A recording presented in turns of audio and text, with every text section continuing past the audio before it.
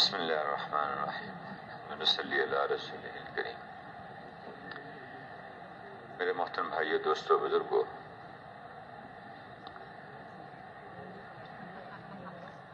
اللہ پاک نے اس ساری کائنات کو نظام کو پیدا کیا ہے۔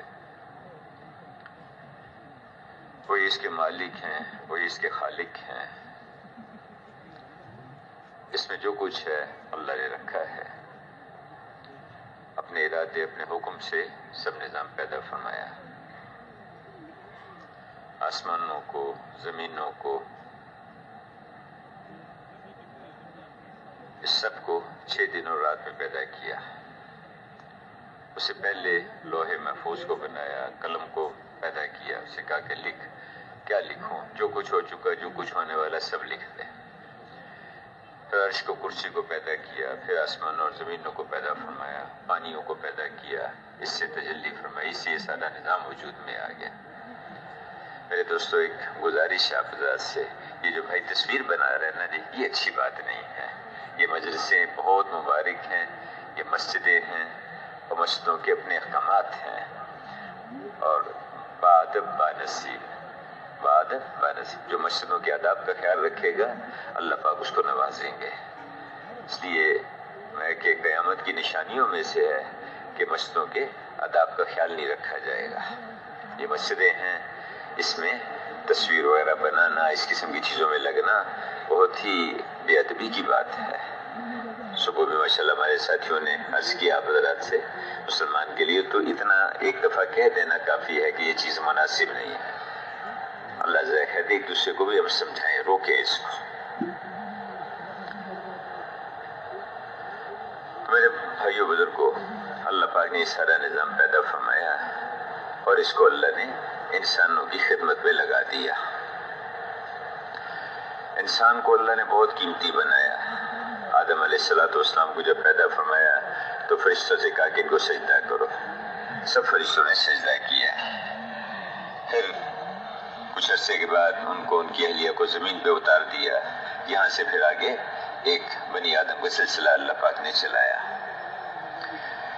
یہ ساری دنیا کا نظام اللہ نے انسانوں کی خدمت میں لگا دیا، اور انسان کو اللہ نے اپنے لیے پیدا کیا ہے۔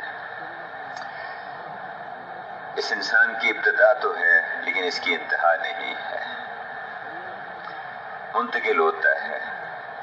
عالم ارواح میں تھا، وہاں سے ماں کے پیٹ میں آیا، وہاں سے دنیا میں آ گیا، یہاں سے قبر میں منتقل ہوگا، قبر سے پھر ان کی بات سنیں، پھر اس کے بعد ان کی بات سنیں، وہاں سے پھر وہ قبر میں چلا جاتا ہے، قبر سے پھر قیامت کے دن حشر کے میدان میں آئیں گے، اور وہاں سے جو مستقل ٹھکانہ ہے، یا اس کے لیے جنت ہوگی یا جہنم ہوگی۔ تو انسان یہاں دنیا میں تھوڑے وقت کے لیے آیا ہے، اور یہ سارا نقشہ اللہ نے انسان کی خدمت میں لگا دیا۔ سورج اس کو فائدہ دیتا ہے، زمین اس کو نفع پہنچاتی ہے، طرح طرح کی نعمتیں انسانوں کے لیے پیدا فرمائی ہے کہ بادلوں سے اللہ پاک بارش برساتے ہیں، زمین سے کھیتیاں نکالتے ہیں، کبھی سردی ہے، کبھی گرمی ہے، اور دن اور رات کا نظام ہے۔ یہ سب نقشہ اللہ نے انسانوں کے لیے بنایا۔ سب انسان کی خدمت میں لگے ہوئے ہیں، اور انسان کو اللہ نے ایک بہت بڑے مقصد کے لیے پیدا کیا۔ اور مقصد کیا ہے؟ کہ انسان اللہ کا بندہ بن کے چلے، اللہ کی بندگی والی زندگی اختیار کرے۔ میرے محترم دوستو، بزرگو، ہر انسان کامیابی چاہتا ہے، ہر انسان کامیابی چاہتا ہے، دنیا میں بھی، آخرت میں بھی۔ لیکن کامیابی حاصل کرنے کا راستہ خود اپنے لیے متعین کر لیتا ہے، خود راستہ چن لیتا ہے۔ حالانکہ اللہ پاک نے یہ بھی بتا دیا کہ کامیابی کس کو کہتے ہیں، اور یہ بھی بتا دیا کہ اس تک پہنچنے کی طریقہ اور اس کی ترتیب کیا ہے۔ میرے محترم بھائیو، کامیابی کے اسباب کا جمع ہو جانا، اس کے نقشوں کا جمع ہو جانا، انسان کو دھوکہ لگ جاتا ہے۔ میرے پاس مال آ گیا میں کامیاب ہو گیا، مجھے حکومت مل گئی میں کامیاب ہو گیا، میرے پاس بڑی ڈگری آ گئی میں کامیابی مل گئی۔ یہ سب برتن ہیں اور ان میں سے وہ نکلتا ہے جو ڈالنے والا ڈالے گا۔ جیسے دودھ کا برتن ہے، برتن تو دودھ کا ہے لیکن دودھ اس میں سے تب نکلے گا جب اس میں دودھ ڈالا جائے گا۔ اگر اسی برتن میں پانی ڈال دے تو اس سے پانی نکلے گا۔ اسی طرح یہ جو جتنے بھی نقشے دنیا میں پھیلے ہوئے ہیں ان میں سے کامیابی یا ناکامی اس کا فیصلہ اللہ پاک کریں گے۔ جیسے بہت ساری پہلی قومیں گزری ان کو بھی یہ خیال گزرا، کسی قوم کے دل میں یہ آیا کہ اکثریت ہمارے ساتھ ہے، ہم کامیاب ہیں، چاہے غلط چلیں چاہے ٹھیک چلیں لیکن اکثریت ساتھ ہونی چاہیے۔ اور یہ دھوکہ آج بھی لوگوں کو لگا ہوا ہے، جمہوریت ہماری اکثریت ہمارے ساتھ ہو گئی ہم کامیاب ہو گئے۔ نوح علیہ السلام نے اس بات کو سمجھایا کہ دیکھو کامیابی اکثریت یا اقلیت میں نہیں ہے، وہ تو اس کا راستہ تو الگ ہے۔ کیا ہے کہ جب تم اللہ کی دین پہ چلو گے، اللہ کی مانو گے، اس پہ اللہ تمہیں کامیاب کریں گے۔ نہیں سمجھ میں آئی، نہیں بات مانی، پھر آخر میں اللہ پاک نے اس اکثریت کو سلام بھیج کے غرق کر دیا، اور جو چند ایک لوگ تھے اللہ نے، اگرچہ وہ تھوڑے سے تھے 80-85 تھے، اللہ نے ان کو کامیاب کر دیا، ان کو نجات دی۔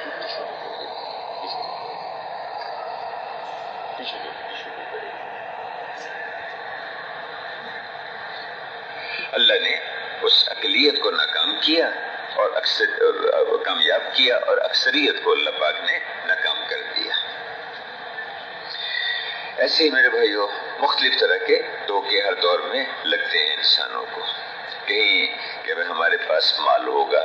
قارون کو یہ دھوکہ لگا کہ مال میرے پاس بہت زیادہ ہے، میرے خزانے ہیں، ان کی چابیاں اٹھانے کے لیے ایک لمبی چوڑی جماعت آدمیوں کو چاہیے۔ موسیٰ علیہ السلام نے سمجھایا کہ دیکھو یہ مال تم ماں کے پیٹ سے نہیں لے کے آئے، یہ اللہ نے تمہیں دیا، اور اس کے متعلق اللہ نے کچھ احکامات دیے ہیں، ان کو پورا کرو، اس پہ اللہ تمہیں کامیاب کریں گے۔ لیکن نہیں سمجھ میں آئی، پھر اللہ پاک نے اس کو زمین کے اندر دھسا دیا اور اس کے خزانوں سمیت اس کو غرق کر دیا، مٹی کے اندر دفن کر دیا اس کو۔ یہ سمجھایا کہ دیکھو، اور یہ قیامت تک کے آنے والے انسانوں کے لیے اصول بتا دیے ہیں کہ جی اپنے آپ کو اس دھوکے سے نکالو، مال سے کام نہیں بنیں گے، تب بنیں گے جب اللہ پاک چاہے گا۔ اسی طرح ایک طبقے کو یہ دھوکہ لگا کہ ہم زرعی ترقی میں بہت آگے ہو گئے، زراعت میں بہت آگے ہو گئے، بڑے بڑے ڈیم بنا لیے۔ قوم سبا یمن کی وہاں آباد تھی، بڑے ڈیم بنا لیے انہوں نے، اتنا بڑا ڈیم تھا کہ جس سے 70 نہریں نکلتی تھیں، سد معارف کہتے ہیں اس کو، 70 نہریں نکلتی تھیں۔ زراعت بھی لمبی چوڑی تھی ان کی، باغات بھی ایسے تھے کہ ایک سرے سے چلو تو پکے ہوئے پھل گرتے تھے، اسی سے ٹوکرے بھر جاتے تھے، اتنی زرخیز قسم کی زمین تھی۔ انبیاء کرام نے آ کے سمجھایا، دعوت دی، بات کی کہ دیکھو زرعی ترقی میں آگے بڑھ جاؤ، یہ اصل نہیں ہے، ضرورتیں انسانوں کی، اصل تو یہ ہے کہ اللہ تم سے راضی ہے یا ناراض ہے، اس کو دیکھو۔ تو نہیں سمجھ میں آئی بات، پھر اللہ نے اس ڈیم کو توڑا، ساری زراعت کو بھی بہا کے لے گیا، اور سارے نقشے ان کے اللہ نے ہمیشہ کے لیے ختم کر دیے۔ آج بھی اس ڈیم کے جو آثار ہیں وہ یمن میں ملتے ہیں۔ کسی قوم کو دھوکہ لگا کہ ہمارے جو تجارتی منڈیاں ہیں ہم ان کے مالک ہیں، کہ کراچی جو ہے یہ تجارت کا مرکز ہے، تجارتی منڈیوں کے مالک ہیں۔ شعیب علیہ السلام کی قوم کو یہ دھوکہ لگا کہ وہاں بھی ہمارا کاروبار، وہاں بھی ہمارا کاروبار، لیکن شعیب علیہ السلام نے سمجھایا کہ دیکھو دھوکہ نہ دو، ملاوٹ نہ کرو، اور سلیقے سے صحیح طریقے سے چلو۔ نہیں سمجھ میں آئی، اللہ پاک نے زلزلہ بھیجا، بادلوں سے آگ برسائی، سب ختم کر دیا اللہ نے اس کو۔ کسی کو یہ دھوکہ لگا کہ ہمارے پاس اپنی خواہشات پورا کرنا بس یہی کام ہے، خواہشات پوری کرو، غلط طریقے سے کرو یا صحیح طریقے سے کرو، اس کی پرواہ نہیں۔ لوط علیہ السلام نے اپنی قوم کو سمجھایا کہ دیکھو دیکھو اللہ نے جو احکامات دیے ہیں ان کے مطابق چلو، اس کے مطابق زندگی گزارو، اس پہ اللہ تمہیں کامیاب کریں گے، اور اس غلیظ اور گندی زندگی سے نکلو۔ مانا نہیں سمجھ میں آئی، حتیٰ کہ لوط علیہ السلام کا مقابلہ کیا، قسم پرسی کے حال میں سمجھاتے رہے، منتیں کرتے رہے، نہیں سمجھ میں۔ پھر اللہ کی طرف سے ڈیل ہوتی ہے، پھر ایک فیصلہ آیا، ان بستیوں کو فرشتوں نے اکھاڑا، آسمانوں پہ لے گئے، حتیٰ کہ جانوروں کے اس کے اور مرغوں کی آوازیں آسمان والوں نے سنی، اور اس کے بعد وہاں سے ان بستیوں کو پٹک کے پھینکا الٹا کر کے، اور اوپر ان پہ کنکرے پتھر برسائے۔ دیکھو خواہشات میں اس میں چل لینا، اس سے کام نہیں بنے گے، اللہ کی مانو۔ کہیں حکومت ہاتھ میں آ جائی، اس سے ہمارے کام بنے گئے، حکومت مل گئی ہمیں، اس سے ہمارے مسئلے حل ہو گئے۔ فرعون کو یہی دھوکہ لگا، نمرود کو یہی دھوکہ لگا کہ میں پورے ملک کے مصر کا مالک ہوں، میرا سکہ چلتا ہے اس پہ، میرے محلات ہیں، اس کے نیچے نہریں بہتی ہوں، اور تم کیا ہو؟ موسیٰ، ہارون، چوپڑی میں رہنے والے، ایک چوگا پہننے والے، مہین، تمہاری کیا حیثیت ہے؟ موسیٰ علیہ السلام سمجھاتے رہے، ایک دفعہ، دو دفعہ، 10 قسم کے معجزے دکھائے، لیکن نہیں مان کے دیا۔ موسیٰ علیہ السلام بنی اسرائیل کو بھی سمجھایا اور فرعونیوں کو بھی سمجھایا۔ بنی اسرائیل کو تو کہا کہ تم ایمان اور عمل کو بناؤ، ایمان اور عمل والی زندگی اختیار کرو، اس پہ اللہ کامیاب کرے گا۔ ان کو تو اس پہ ان کو کہا کہ اپنی اس غلط زندگی کو چھوڑو اور ایمان میں آؤ، دونوں کو سمجھاتے رہے۔ بنی اسرائیل نے بات مان لی، انہوں نے نہیں مانی، پھر اس کو لے کے چلے اللہ پاک کے حکم سے، آگے بحر کلزم آ گیا۔ اب بنی اسرائیل گھبرا گئے، اے موسیٰ ہم تو مارے گئے، پیچھے فرعون اپنی فوجیں لے کے آ رہا ہے، آگے سمندر آ گیا، ہم تو 2 موتوں کے بیچ میں پھنس گئے۔ موسیٰ علیہ السلام نے کیا فرمایا؟ ہرگز نہیں، کلا، ہرگز نہیں، میرا رب میرے ساتھ ہے، وہ یقیناً راستہ دے گا، یقیناً راستہ دے گا۔ اللہ پاک نے اسی سمندر میں سے 12 راستے بنا دیے، نکل کے پار ہو گئے۔ اس کے پیچھے فرعون جب وہاں پہنچا تو اس کے مشیروں وغیرہ نے سمجھایا کہ یہ راستے تو آپ کے لیے بنے ہیں، آپ خدا ہیں، خدائی کا دعویٰ ہے، یہ سارا سمندر تو آپ کے تابع ہے۔ تھوڑا گھبرایا پہلے دیکھ کے، لیکن جب انہوں نے دھکا دیا تو کہتے ہیں کہ ہمارے ایک بزرگ فرمایا کرتے تھے کہ جب آدمی بادشاہ بنتا ہے تو آدھی عقل تو اسی میں چلی جاتی ہے، اور باقی آدھی اس کے حوالی موالی اس کی وہ ختم کر دیتے ہیں، اجی آپ تو ایسے، اجی آپ تو ایسے، اجی آپ تو یوں۔ اب وہ اپنی فوجوں سمیت سمندر میں غرق کر دیا اللہ پاک نے، ایسے اس پانی کو اوپر گرایا، اور ساری 1 منٹ میں، زیادہ دیر نہیں لگی، اوپر سے نظام چلتا ہے۔ جب غرق ہو رہا تھا اس وقت کہنے لگا کہ ہاں میں موسیٰ اور ہارون کے رب پہ ایمان لے آیا، میں غلط تھا، میں حکومت میں اور اپنے نقشوں میں کامیابی سمجھ رہا تھا، یہ مجھے دھوکہ لگا، غلطی لگی مجھے۔ لیکن اب پچھتائے کیا ہوت جب چڑیاں چگ گئی کھیت۔ یہی دھوکہ نمرود کو بھی لگا کہ میں بھی خدا ہوں اور میرے سامنے سجدے کرو، اور میری حکومت ہے، میرا ملک ہے۔ ابراہیم علیہ السلام نے بہت سمجھایا لیکن مان کے نہیں دیا، اور پھر اللہ پاک نے دکھایا، چھوٹے سے مچھر ان کو بھیجا، ساری فوجوں کو ختم کیا، اور پھر اسی مچھر کے ذریعے سے جس سر کے سامنے سجدے کرواتا تھا اسی سر پہ جوتے لگوائے اللہ نے۔ کہ سمجھتے ہو اس حکومت سے مسئلے حل ہوں گے؟ اچھا کر کے دکھاؤ، تم حکومت میں رکھ کے تمہیں جوتے لگوائیں گے، تمہاری مرمت کروائیں گے تمہیں، یہ آسمانی نظام چلتا ہے۔ تو میرے بھائیو، یہ دھوکہ پہلے لوگوں کو بھی لگا کہ کامیابی ان چیزوں میں، ان نقشوں میں ہے، مال میں، حکومت میں، اکثریت میں، اور زراعت میں، تجارت میں۔ اس انبیاء علیہ السلام آگے اس دھوکے سے نکالتے ہیں کہ دیکھو کامیابی صرف اللہ کے ہاتھ میں ہے۔ کامیابی ہے کیا؟ دنیا میں اللہ پاک تمہیں امن دے، چین، سکون دے، اطمینان دے، راحت ہو، محبتیں ہوں، عزتیں ہوں، برکتیں ہوں، خیریں ہوں، یہ دنیا کے تمہارے حالات ٹھیک ہو جائیں، اور مرنے کے بعد اگلی کامیابیاں تمہیں ملیں۔ وہ کیا ہیں؟ جب قبر میں رکھا جائے تو قبر تمہارے لیے جنت کا باغ بن جائے، اور حد نگاہ تک کشادہ کر دیا جائے اس کو، اور جنت کی کھڑکیاں اس قبر میں کھول دی جائیں، وہاں سے اس کی خوشبوئیں اور جنت کی ہوائیں تمہاری قبر میں آئیں۔ پھر جب قیامت کے دن جب تم قبر سے اٹھو اور اللہ کے دربار کی طرف کو چلو تو تمہارا چہرہ روشن ہو، چمکدار ہو، ایمان کا نور تمہارے آگے آگے چلے، اعمال کا نور تمہارے دائیں ہاتھ پر چلے، پل صراط پر سے تم کونتی بجلی کی طرح گزر جاؤ۔ یہ کامیابیاں ہیں۔ پھر جب آگے بڑھو تو اعمال نامہ تمہارے دائیں ہاتھ میں دیا جائے اور تم لوگوں کو دکھاتے پھرو، آؤ آؤ آؤ دیکھو میرا اعمال نامہ، میں تو تیاری کر کے آیا تھا یہاں کی۔ پھر جب اللہ کے دربار میں حاضر ہو، اللہ پاک اس کو دیکھ کے خوش، بس یہ اللہ اس کو دیکھ کے خوش، یہ کامیاب ہو گیا۔ اور اس کے بعد تو پھر آگے اللہ کی نعمتیں ہیں اور راحتیں ہی راحتیں ہیں۔ بس یہ منتہا ہے کہ اللہ پاک دیکھ کے کہے کہ ہاں میں راضی ہو گیا، بس یہ اللہ کو دیکھ کے خوش ہو، اللہ پاک اس کو دیکھ کے خوش ہو جائے۔ اب میرے بھائیو، اس کا راستہ اللہ نے ایک ہی بنایا ہے، اس کے علاوہ کوئی راستہ نہیں۔ دنیا اور آخرت دونوں جہانوں کی کامیابیاں جو بھی لینا چاہے اس کے لیے ایک ہی راستہ ہے۔ جیسے پیدائش کا ایک نظام ہے، پرورش کا ایک نظام سب کے لیے بنایا، مرنے کا بھی سب کے لیے ایک ہی نظام ہے۔ دنیا میں آنے کا طریقہ سب کا ایک ہے، چاہے کسی بادشاہ کے گھر میں بچہ پیدا ہو، چاہے کسی غریب کے گھر میں پیدا ہو۔ پرورش کا نظام بھی اندر کا سب کا ایک ہے۔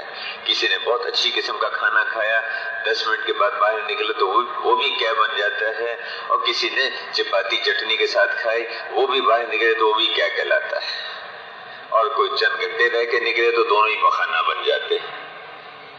اسی طرح موت کا نظام بھی سب کا ایک ہے، کسی کے بعد دوائیاں، اسپتال، بہت کچھ ہے، کوئی بیچارہ کوئی پانی پوچھنے والا بھی نہیں ہے، لیکن اندر کا نظام روح نکلتی ہے اور انسان ختم ہو جاتا ہے۔ تو جیسے پیدائش، پرورش اور موت سب کے لیے اللہ نے ایک ہی نظام بنایا ہے، ایسے میرے بھائیوں، دوستوں، بزرگوں، کامیابی کے لیے بھی اللہ نے ایک ہی راستہ بتایا ہے، چاہے وہ کالا ہے، گورا ہے، شہری ہے، دیہاتی ہے، پڑھا لکھا ہے، ان پڑھ ہے، مالدار ہے، غریب ہے، چاہے وہ حاکم ہے، پبلک میں ہے، چاہے وہ یورپ میں رہتا ہے، چاہے افریقہ امریکہ میں رہتا ہے، چاہے جو ہے وہ ایشیا میں پلا بڑھا ہے، چاہے اس کا وہ پٹھان ہے، بلوچ ہے، سندھی ہے، پنجابی ہے، چاہے وہ پاکستانی ہے، ملیشین ہے، کسی کے لیے کوئی الگ طریقہ نہیں، الگ راستہ نہیں۔ جیسے اس میں کوئی دوسری چیز نہیں ہے کسی کے لیے، پیدائش، پرورش اور موت سب کے لیے ایک ہے، اسی طرح سے کامیابی اور ناکامی اس کا راستہ بھی سب انسانوں کے لیے ایک ہے۔ آپ بادشاہ کی حکومت کی کرسی پہ بیٹھے ہوئے ہیں، صدر وزیر اعظم ہیں، آپ کے لیے بھی یہی ضابطہ ہے، اور آپ جو ہے کسی جگہ چوکیدار ہیں، کسی گلی میں جھاڑو دیتے ہیں، اس کے لیے بھی یہی راستہ ہے۔ وہ کیا ہے؟ بہت آسان، بہت سیدھا سادہ سا ہے۔ وہ کیا ہے کہ اللہ کے دین پہ چلو، پورا دین پہ چلو، اس کے علاوہ کوئی راستہ نہیں۔ اور یہ ایک ضابطہ ہے جو آدم علیہ السلام سے لے کر قیامت تک کے انسانوں کے لیے بنایا گیا، اور اللہ کے ضابطے بدلتے نہیں ہیں، اللہ کی سنتیں بدلتے نہیں ہیں، اس میں کوئی تبدیلی نہیں ہوتی، وہی ضابطہ ہے کہ جن کی زندگیوں میں دین ہوگا اللہ پاک ان کو کامیاب کریں گے، اور جن کی زندگیوں سے دین نکلے گا اللہ پاک کی طرف سے ان پہ ناکامیوں کے حالات آئیں گے۔ ہاں، ایک ہے کہ دین کے کسی ایک حصے پہ آدمی کرے، کسی جز پہ عمل کرے، دین کے جس حصے پہ، جس جز پہ عمل کرے گا ایمان کے ساتھ، اس کو اس کا اجر ملے گا، حتیٰ کہ ایک سبحان اللہ بھی کہے گا اس پہ بھی اس کے لیے جنت میں درخت لگ جائے گا، الحمدللہ کہے گا اس پہ بھی جنت میں درخت لگے گا اس کے لیے۔ لیکن بھائی جو کامیابی جو اللہ کے ہاں سے پوری ملے گی وہ پورے دین پر ملے گی، پورے دین پر ملے گی۔ اب پورے دین میں ایمان بھی ہے، عبادات بھی ہیں، نماز ہے، روزہ ہے، زکوٰۃ ہے، حج ہے، اس میں اچھے اخلاق بھی ہیں، سچائی ہے، امانت داری ہے، وعدے کا پورا کرنا ہے، ایک دوسرے کے ساتھ ہمدردی اور نرمی سے سلوک کرنا ہے، معاف کر دینا ہے، تو اخلاق ہے اس میں لین دین، معاملات ہیں، معاش ہے، کاروبار ہے، تجارت ہے، کھیتی باڑی ہے، اس کے متعلق احکامات ہیں، ملازمت ہے، اس کے متعلق اصول ہے۔ پھر میرے بھائیوں، کسی جگہ کوئی دو مسلمانوں میں کچھ آپس میں کچھ اختلاف ہو جاتا ہے، اس کے لیے عدل کا انصاف کا نظام ہے، کسی جگہ کوئی اختیار ملتا ہے، اس کے لیے حکومت اور سیاست کے احکامات ہیں۔ تو پیدائش سے لے کے موت تک زندگی کے ہر شعبے سے متعلق اللہ نے پوری رہنمائی فرمائی ہے، اور یہ رہنمائی وہ ہے جو آسمانوں سے اللہ نے زمین پہ اتاری ہے۔ ایک جھونپڑی میں رہنے والا فقیر، اس کے لیے بھی آسمانوں سے احکامات آئے ہیں، اور ایک محلات میں رہنے والا بادشاہ اور وزیر اور صدر اور وزیر اعظم، اس کے لیے بھی اللہ نے آسمانوں سے احکامات اتارے ہیں، ایک دینی زندگی پوری اتاری ہے۔ یہ سب کے لیے ہے، سب کے لیے ہے، عورتوں کے لیے بھی ہے، مردوں کے لیے بھی ہے۔ اور اس میں جو صحراؤں میں رہنے والے ہیں، جو اونٹ چرانے والے ہیں، جو بکری، اس سب کے لیے اللہ نے ایک ضابطہ بتا دیا، وہ ہے پورا دین۔ اب پورا دین زندگیوں میں ہوگا، اس پر اللہ پاک کی طرف سے کامیابیاں آئیں گی۔ جہاں بھی دینی زندگی وجود میں آئے گی، اس کے ساتھ اللہ کی طرف سے دنیا اور حالات کا بننا یہ جڑا ہوا ہے، اس کے علاوہ اور کوئی راستہ نہیں ہے، ایک ہی راستہ ہے۔ میرے محترم بھائیو، اب یہ دینی زندگی خالی تمنا سے، خالی چاہ لینے سے، خالی سن لینے سے اس سے وجود میں نہیں آتی۔ ٹھیک ہے، ایک آدمی دین کی بات سنیں گا، اس کو ثواب ملے گا، اجر ملے گا، اور کہیں کوئی بات کہتا ہے، اس کہنے پر بھی اس کو اجر ملتا ہے۔ ماشاءاللہ آپ حضرات کتنے شوق سے تشریف لائے ہیں، اور یہ جتنا بھی مجموع صرف دین کی نسبت پہ آئے ہیں، یہ آنا بھی بہت قیمتی ہے۔ گھر سے جب چلے، ہر قدم پہ نیکیاں ملی، ہر قدم پہ گناہ معاف ہوئے، ہر قدم پہ درجے بلند ہوئے۔ ہم اللہ کے راستے میں چلے ہیں اور اللہ کے دین کی محنت کی نسبت پر آئے ہیں، دین کی نسبت پہ آئے ہیں، یہ بڑے مبارک۔ ایک صبح یا ایک شام یہ اللہ کے راستے میں لگا دینا، اللہ اکبر، یعنی یہ پوری دنیا، اس میں جو کچھ ہے، یورپ، امریکہ، افریقہ، ان کے سونا چاندی، پہاڑ، دریا، سمندر، سب کسی ایک آدمی کو دے دیے جائیں اور اس کو اس کا مالک بنا دیا جائے، اور وہ کیا کرے کہ اس سارے کو اللہ کے نام پر صدقہ کر دے۔ ایک کھجور صدقہ کرتا ہے تو ثواب کتنا ملتا ہے؟ احد پہاڑ کے برابر، ایک کھجور صدقہ کی پہاڑ کے برابر سے۔ اور جو اس پوری دنیا کے خزانوں کو جب خرچ کر دے گا اللہ کے نام پر، تو اس کو کتنا اجر ملے گا؟ اب یہ جو اجر اس کو ملا ہے، اللہ کے راستے کی ایک صبح یا ایک شام کا اجر اس سے بھی زیادہ ہوگا۔ تو آپ حضرات الحمدللہ یہ اللہ کے دین کی نسبت پہ آنا، نکلنا، گھر بار چھوڑنا، پھر یہاں تھوڑی تھوڑی سی مشقتیں، کچھ مجاہدہ، کچھ رات کی سردی، کچھ کھانے پینے میں کچھ آگے پیچھے ہونا، یہ مشقتیں بھی اللہ کے ہاں تولی جاتی ہیں، اس پر بھی اللہ کے ہاں سے اجر ملے گا۔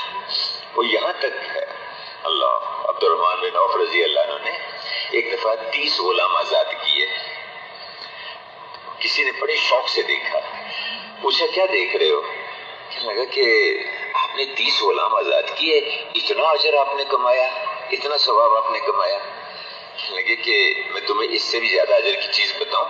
کہ جی فرمائیے۔ ایک آدمی اللہ کے راستے میں نکلا ہے اور چلتے چلتے سفر میں اس کو تھکاوٹ آئی، تھک گیا، اس کی وجہ سے نیند آنا شروع ہو گئی اور آنکھیں اس کی بند ہونا شروع ہوئی، اونگنا شروع ہو گیا۔ اس کے ہاتھ میں جو چابک پکڑا ہوا تھا اس اونٹ کو، گھوڑے کو چلانے کے لیے، ہاتھ ڈھیلا ہوا اور اس کے ہاتھ سے وہ چابک گرا۔ جب وہ چابک نیچے گرا تو اس کو ایسے جھٹکا سا لگا، چھوٹا سا جھٹکا معمولی۔ یہ جو اس کو معمولی سا جھٹکا لگا ہے، اس پر اللہ جو اس کو اجر عطا فرمائیں گے وہ عبد الرحمن بن عوف کے 30 غلام آزاد کرنے سے زیادہ ہوگا، چونکہ اللہ کے راستے میں اس کو جھٹکا لگا۔ تو اللہ کے راستے کی مشقتیں یہ بھی اللہ کے ہاں تولی جاتی، اس پہ بھی اجر ملتا ہے۔ میرے بھائیو، یہ آنا یہاں یہ بہت قیمتی ہے۔ ہم ایک محنت کے لیے، ایک کام کے لیے آئے ہیں، یہاں پر ایک کام والا بننے کے لیے آئے ہیں۔ وہ محنت جس سے ہم بھی دیندار بنے اور جس سے باقی لوگ بھی، ان کے اندر بھی پورا دین وجود میں آئے، دینی زندگی وجود میں آئے، اس پر پھر دنیا اور آخرت دونوں جہانوں کے حالات ٹھیک ہوں گے۔ کسی حکومت کے بس میں نہیں ہے، کسی فوج کے اختیار میں نہیں ہے، کسی مال والے کے بس میں نہیں ہے قوموں کے حالات کو ٹھیک کرنا۔ یہ آسمانی فیصلے ہوتے ہیں اور اس کا رابطہ کہ اللہ پاک نے اس کا راستہ بتا دیا۔ اب دینی زندگی جو وجود میں آتی ہے میرے بھائیوں، وہ محنت سے آتی ہے، محنت سے آتی ہے۔ ہر کام اللہ انسان کو اللہ نے محنت کا خزانہ دے کر بھیجا ہے۔ مختلف طرح کی محنتیں اس میں انسان لگے ہوتے ہیں، اور وہ محنت اس لیے کرتے ہیں کہ اس سے ان کو کچھ تھوڑا سا اس لائن کا نفع ملے گا۔ تجارت کی محنت کرتے ہیں، مال ملتا ہے، حکومت کی محنت میں لگتے ہیں، عہدے وجود میں آتے ہیں، زراعت کی محنت کرتے ہیں، اس سے پیداوار سبزیاں پھل وجود میں آتی ہیں، پھر وہ آگے پھیلتی ہیں، اوروں کو بھی اس سے نفع ملتا ہے۔ محنت کرنے والے تو تھوڑے سے ہوتے ہیں، نفع اٹھانے والے بہت سارے ہوتے ہیں۔ تجارت کی محنت ہے، محنت تو تھوڑے سے لوگ کرتے ہیں، سارا گھر بھی فائدہ اٹھاتا ہے اور سارا محلہ بھی، بلکہ اس سے اور لوگ بھی فائدہ اٹھاتے ہیں جن جن کے گھروں میں وہ چیزیں جاتی ہیں۔ کارخانہ تو ایک نے لگایا، لیکن اس کارخانے سے کچھ لوگوں نے وہاں محنت کی، مزدوری کی، فیکٹریاں چلائی، انہوں نے وہ جو مشینیں وغیرہ کام کیا، تو جو کپڑے جوتے وہاں بنے وہ صرف کارخانے دار نہیں پہنتا، بلکہ وہ اس کے کپڑے اور جوتے گھر والے بھی استعمال کرتے ہیں، اس کے محلے والے بھی، حتیٰ کہ سارے علاقوں میں وہ جاتے ہیں اس سے۔ تو ہر آدمی جو سچی بات یہ ہے کہ ہر آدمی اپنے لیے محنت تھوڑی کر رہا ہوتا ہے، اوروں کے لیے زیادہ کر رہا ہوتا ہے۔ جو بھی کر رہا ہے، ایک تعمیر کا کام کرتا ہے، مکان بناتا ہے، اپنا مکان تو ایک بنائے گا، اور پتہ نہیں 20 مکان وہ اوروں کے بنا رہا ہوتا ہے، تو اس کی محنت سے اوروں کو فائدہ پہنچتا ہے۔ ذمہ دار جو ذمہ دارہ کرتا ہے، اس کی محنت سے اس کو خود کو بھی فائدہ ملتا ہے، لیکن اس کی محنت سے اوروں کو بھی فائدہ ملتا ہے۔ ساری کھاتے ہیں، کراچی شہر میں کہاں آموں کے باغ ہیں، کہاں سیب کے باغ ہیں، وہ سوات میں اور پتہ نہیں کہاں کہاں، مظفر گڑھ میں اور میرپور میں، وہاں سے اٹھ کے پھل آ رہے ہیں یہاں پر، سب اس سے فائدہ اٹھا رہے ہیں۔ تو محنت کرنے والے تھوڑے سے ہوتے ہیں، فائدہ اٹھانے والے زیادہ ہوتے ہیں۔ اسی طرح سے میرے بھائیوں، جب دین کی محنت ہوگی تو اس کی محنت کرنے والے تو تھوڑے ہوں گے، لیکن پھر آہستہ آہستہ ان کی محنت سے پوری امت فائدہ اٹھائے گی، اور پوری امت کے ذریعے پھر آگے پورا عالم اور پوری انسانیت کا رخ جو ہے بدلتا ہے اس سے۔ وہ خوش قسمت ہوتے ہیں جو اس کی بنیاد بن جاتے ہیں۔ کچھ لوگ، کچھ بیج جو ہے زمین میں جاتے ہیں، کچھ بیج زمین میں جاتے ہیں اور وہ اپنی قربانی دیتے ہیں، ان کی قربانی سے ان بیجوں کا وجود ختم ہو جاتا ہے، لیکن اس پہ پھر باغات تیار ہوتے ہیں، فصلیں تیار ہوتی ہیں، پھر ہزاروں اور لاکھوں کے پلنے کا، صرف یہ نہیں کہ اس ایک پیداوار میں اس سے اگلے بیج، اس سے اگلے بیج، ہر دفعہ تھوڑے سے بیج قربانیاں دیتے ہیں، اور آگے پھر لاکھوں کی پرورش کا انتظام ہوتا چلا جاتا ہے۔ میرے دوستوں بزرگوں، وہ محنت، جس محنت سے پورا دین وجود میں آتا ہے، وہ محنت اللہ نے اس امت کو دی ہے۔ اس محنت میں سب سے پہلی بات یہ ہے کہ دلوں میں اس بات کو اتارا جائے کہ اللہ سے ہوتا ہے، اور اللہ کے غیر سے، اللہ کے ارادے کے بغیر نہیں ہوتا۔ اللہ پاک اس کائنات کے خالق ہے، وہی اس کے رب ہیں، وہی اس کے مالک ہیں۔ اس کائنات کا ذرہ ذرہ اس کے اوپر اللہ کا قبضہ ہے، اللہ کا حکم چلتا ہے، اور وہی اللہ کی ذات ہے جو پالنے والی ہے، عزت دینے والی ہے، امن کے حالات لانے والی ہے۔ چیزیں بھی اللہ کے ایک مخلوق ہیں، حالات بھی اللہ کی مخلوق ہیں۔ یہ جتنی چیزیں ہیں یہ اللہ پاک کے ارادے سے بنی ہیں۔ دیکھیے، انسان جوڑ توڑ کرتا ہے، ادھر سے ایک چیز لی، ادھر سے دوسری، ادھر سے تیسری، اور کو ملا کے ایک اور چیز بنا دی، یہ جوڑ توڑ ہے، یہ تخلیق نہیں ہے۔ خالق تو وہ ہے جو چیزوں کو عدم سے وجود میں لاتا ہے، کوئی اس کا نمونہ موجود نہیں ہے، بدیع، ہر چیز کو اس کو بغیر نمونے کے پیدا کرنے والا۔ اللہ پاک کے ناموں میں سے بدیع السماوات والارض، آسمان اور زمینوں کو دیکھو ہم نے بغیر نمونے کے پیدا کیا ہے۔ پھر اور اللہ پاک نے بے شمار قسم کی نعمتیں، تم ہماری ایک نعمت کو گننا چاہو اس کو بھی نہیں گن سکتے، ایک نعمت اس کو بھی نہیں گن سکتے۔ بظاہر تو ایک نعمت ہوتی ہے، لیکن اصل میں ہر اس نعمت کے پیچھے ہزاروں لاکھوں نعمتیں چھپی ہوتی ہیں۔ آنکھ ایک نعمت ہے، اس کے پیچھے ہزاروں نعمتیں ہیں۔ اس سے دن اور رات اس آنکھ یہ بتاتی ہے، یہ دوست ہے دشمن ہے یہ آنکھ بتاتی ہے، یہ کالا ہے یہ گورا یہ آنکھ بتاتی ہے، یہ میری بیٹی ہے یہ بہن ہے یہ آنکھ بتائے گی، یہ چیز دور ہے نزدیک ہے یہ آنکھ بتائے گی، یہ درخت ہرا بھرا ہے یا درخت خشک ہے یہ آنکھ بتاتی ہے۔ بظاہر ایک نعمت ہے، لیکن اس آنکھ کے پیچھے لاکھوں نعمتیں چھپی ہوئی ہیں۔ ہاتھ ایک نعمت ہے، اس ہاتھ کی نعمت کے پیچھے لاکھوں نعمتیں چھپی ہوئی ہیں۔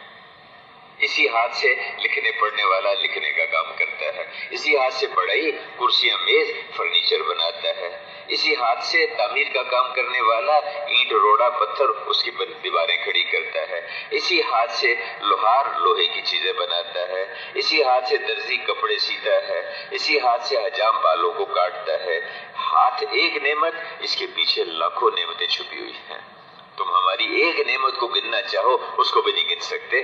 اللہ پاک کی نعمتیں بارش کی طرح انسان پہ برستی، بارش کی طرح.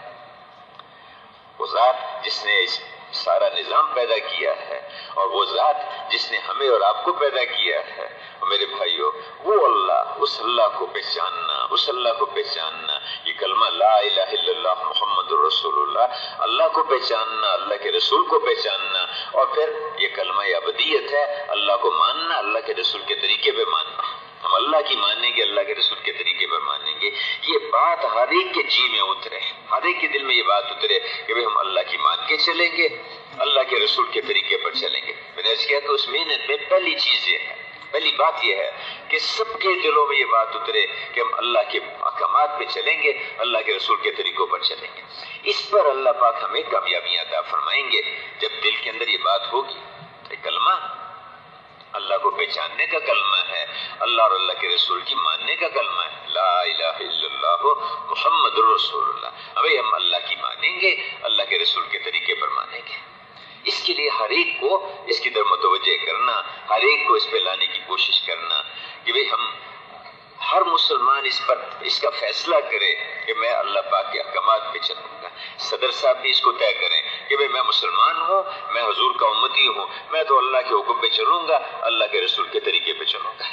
گورنر صاحب بھی یہ طے کریں، وزیر اعلیٰ صاحب بھی یہ طے کریں میں وزیر اعلیٰ ہوں، میں گورنر ہوں، اس کے متعلق جو اللہ کے احکامات ہیں میں ان کو پورا کروں گا، حضور والے طریقے پر پورا کروں گا. اس پہ اللہ مجھے کامیاب کریں گے. مال والا بھی یہ فیصلہ کرے کہ میں تو اللہ کے حکموں پہ چلوں گا، اللہ کے رسول کے طریقوں پر چلوں گا. سب کے جیوں میں یہ بات آئے، سب کے دلوں میں یہ بات آئے. یہ جو پولیس کا افسر ہے اس کے اندر بھی یہ بات ہو، یا اسپتال کا ڈاکٹر ہے وہ بھی یہ فیصلہ کرے کہ مجھے تو اللہ کی ماننی ہے، حضور کے طریقے پر ماننی. وہی میرا خالق ہے، وہی میرا رب ہے، وہی میرا مالک ہے. عزت وہ دیتا ہے، امن وہ دیتا ہے، اور وہ سارے حالات کو وہ بناتا ہے. اس کے علاوہ کسی کے بنانے سے حالات بنتے نہیں ہیں. نہ حکومتوں کے ہاتھ میں حالات کا بنانا ہے، نہ مال والوں کے ہاتھ میں ہے. اللہ پاک کے بنانے سے حالات بنیں گے، اور اللہ پاک جب کسی کے حالات کو بنانے کا فیصلہ کر لے اس کو کوئی برباد نہیں کر سکتا. یہ آسمانی نظام چلتا ہے. اس لیے سب کے دلوں میں یہ بات اترے، اور اس کا راستہ کہ ایک ایک مسلمان کو جا کے سمجھانا بجھانا، دیکھ بھئی اللہ نے تجھے آنکھیں دی ہیں، ہاتھ دیے ہیں، پاؤں دیے ہیں، تو اللہ پاک نے یہ سارا نظام تیرے لیے بنایا ہے، تو اللہ کی مان کے چل، اللہ کے حکموں کو پورا کر اور اللہ کے رسول کے طریقے پر چل. اور حضور صلی اللہ علیہ وسلم کو اللہ نے وہ طریقے دیے ہیں جو سراسر ہدایت ہیں اور جو سراسر کامیابی اور عزتوں کا ذریعہ ہے. حضور صلی اللہ علیہ وسلم کو اللہ نے سارے نبیوں کا امام بنایا ہے، سارے نبیوں کا سردار بنایا ہے. آپ صلی اللہ علیہ وسلم جب معراج پر تشریف لے گئے تو جب وہاں سے چلے تو راستے میں جبرائیل علیہ السلام نے عرض کیا کہ یا رسول اللہ یہاں اتر کے نماز پڑھیں. ایک جگہ اتر کے نماز پڑھی، پھر دوسری جگہ، تیسری جگہ، چوتھی، 4 جگہ نماز پڑھی راستے میں. تو آپ نے پوچھا، جبرائیل علیہ السلام نے پوچھا آپ سے کہ آپ کو معلوم ہے آپ نے کہاں کہاں نماز پڑھی؟ تو کہا کہ بتائیے. کہ پہلی جگہ یثرب جو آپ کی ہجرت کی جگہ ہوگی مدینہ، وہاں پڑھی. دوسرا آپ نے شجرہ موسیٰ جہاں موسیٰ علیہ السلام نے اللہ پاک سے کلام کیا تھا وہاں پڑھی. تیسرا آپ نے مدین جہاں شعیب علیہ السلام ہجرت کر کے موسیٰ علیہ السلام ہجرت کر کے تشریف لے گئے، شعیب علیہ السلام بستی، وہاں پر پڑھی. اور چوتھا آپ نے بیت اللحم میں جہاں عیسیٰ علیہ السلام کی ولادت ہوئی تھی، ان کی پیدائش ہوئی تھی، وہاں آپ نے یہ 4 جگہ آپ نے 2 رکعت پڑھی ہیں. اس کے بعد پھر اس میں بیت المقدس میں سب انبیاء علیہ السلام وہاں صفیں بنا کے کھڑے ہیں اور امام کا انتظار ہے. جبرائیل علیہ السلام جب وہاں آئے حضور صلی اللہ علیہ وسلم کے ساتھ تو سب نے ان کی طرف دیکھا اور ایسے دیکھا کہ بھی مصلی پہ کون کھڑا ہوگا. تو انہوں نے رسول اللہ صلی اللہ علیہ وسلم دست مبارک پکڑ کے آپ کو آگے کھڑا کر دیا. اس لیے کہتے ہیں امام الانبیاء، سارے نبیوں کے امام، سارے نبیوں کے امام. اور آپ کو اللہ نے وہ طریقے دیے ہیں، وہ سنتیں دی ہیں، وہ اعمال دیے ہیں، وہ طریقے بتائے ہیں جو ہر انسان کے لیے کامیابی کا راستہ ہے، جو ہر انسان کے لیے عزت کا راستہ ہے. پیدائش سے لے کر موت تک کے لیے اللہ کے رسول نے طریقے بتا دیے. گھر میں کیسے رہنا ہے، بازار میں کیسے جانا ہے، کاروبار کیسے کرنا ہے، کھیتی باڑی کا کیا طریقہ ہے، ملازمت کا کیا طریقہ ہے، شادی کیسے کرنی ہوگی، غمی کا کیا طریقہ ہے، زندگی کا کون سا پہلو ایسا ہے جس کے بارے میں رہنمائی موجود نہیں ہے؟ اللہ کے رسول نے ایک ایک چیز کے بارے میں انسانیت کو راستہ بتا دیا کہ دیکھو یہ طریقہ ہے جو اللہ نے آسمانوں سے اتارا ہے، یہ کھانے کا طریقہ ہے، یہ لباس پہننے کا طریقہ ہے، یہ شادی کا طریقہ ہے، یہ کاروبار کا طریقہ ہے، یہ گھر میں جانے کا، یہ گھر سے نکلنے کا، دیکھو بیوی کے ساتھ ایسے سلوک کرنا، بچوں کے ساتھ ایسے معاملہ کرنا ہے، بڑوں کے ساتھ ایسے، چھوٹوں کے ساتھ ایسے، ہر چیز کے بارے میں پوری رہنمائی موجود ہے۔ اور بتانے والے کون ہیں؟ اللہ کی شان ہے، جو اپنا نام لکھنا نہیں جانتے۔ اس لیے حضور کے ناموں میں سے ہے ایک خاص نام ہے نبی امی۔ نبی امی، امی یعنی وہ ذات مبارک جس کو کسی نے لکھنا پڑھنا نہیں سکھایا، وہ اور ساری انسانیت کو قیامت تک کے آنے والے انسانوں کو، ہر لائن کے انسانوں کی ہر لائن کی رہنمائی کر کے جائے۔ تو آپ صلی اللہ علیہ وسلم پوری ایک زندگی لے کر آئے، تو ہم اللہ کی مانیں گے، اللہ کے رسول کے طریقے پر چلیں گے۔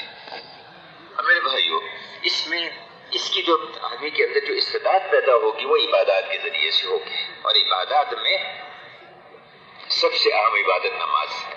روزہ بھی اللہ کی عبادات میں سے ہے، لیکن روزہ سال میں ایک مہینہ ہے، سال میں ایک مہینہ ہے۔ حج یہ بھی عبادات میں سے بہت بڑی عبادت ہے کہ تکمیلی رکن ہے ایمان کا تکمیلی رکن ہے۔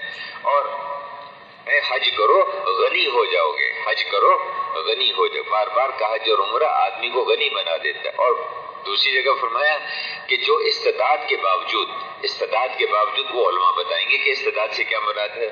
استطاعت کے باوجود جو حج نہ کرے اور اس کے بغیر مر جائے، ہمیں اس کی پرواہ نہیں، وہ یہودی بن کے مرے یا نصرانی بن کے مرے۔